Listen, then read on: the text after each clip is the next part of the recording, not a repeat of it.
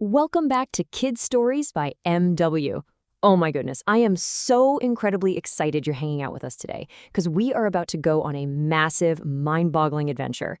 In today's time-traveling explainer, we're going to explore the wild world of giant snakes. We'll discover real-life prehistoric monsters, magical creatures from ancient myths, and the heavyweight champions swimming in our rivers right now. So buckle up, time travelers, because this is going to be a fun one. Okay, before we blast off into the past, I want you to do me a quick favor. Close your eyes for a second and just picture this. What is literally as long as a giant yellow school bus, weighs as much as a car, and slithers through a super hot, muggy swamp? Now, if you're picturing a dinosaur, well, you're actually kind of close. But think, no legs. All right, keep that terrifying yet amazing image right there in your head as we kick off our journey. So here's our time-traveling map for today.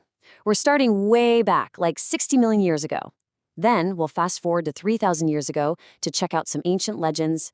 And finally, we'll zoom right back to 0 years ago, which is present day, to meet the biggest snake out there right now.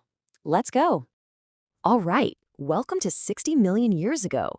So, what's really wild is what scientists actually discovered down in a Colombian coal mine. They found the fossilized bones of a literal prehistoric monster. They named it Titanoboa, which basically means Titanic boa.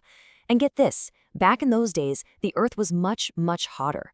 Since reptiles are cold-blooded, that crazy hot weather allowed them to grow to sizes that are honestly just hard to wrap your head around.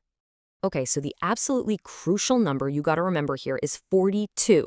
The Titanoboa grew up to a jaw-dropping 42 feet long. I mean, no way, right?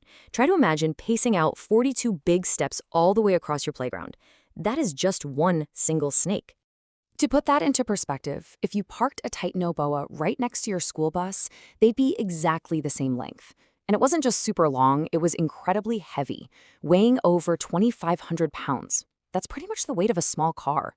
So yeah, imagine a snake the size of a school bus and as heavy as a car, just sliding its way through the jungle.